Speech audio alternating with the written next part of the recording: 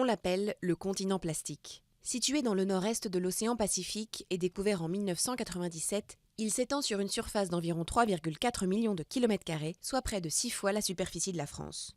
Il est peuplé de déchets en tout genre produits par l'activité humaine et de microparticules de plastique. Au cours des 40 dernières années, leur concentration a été multipliée par 100. S'il est dérivant, ce continent est emprisonné par les courants. En effet, ces résidus flottants à la surface s'agglutinent dans le gyrre subtropical du Pacifique Nord, un immense vortex. Ils s'amalgament ainsi dans cette zone, point de rencontre de courants océaniques qui s'enroulent sous l'effet de la rotation de la Terre entre les côtes de Hawaï et de l'Amérique du Nord. 4 autres vortex marins dans lesquels se concentrent des millions de tonnes d'immondices polluent nos océans.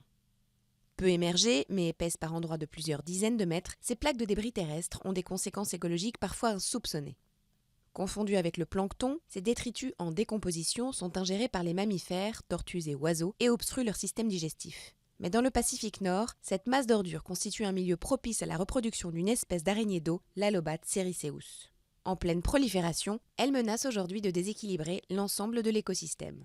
Quant à la Méditerranée, elle connaît en moyenne les densités de plastique les plus importantes au monde, avec 250 milliards de microplastiques. Dans cette mer semi-fermée, le taux de renouvellement des eaux y est de 90 ans, alors que la persistance des plastiques est supérieure à 100 ans.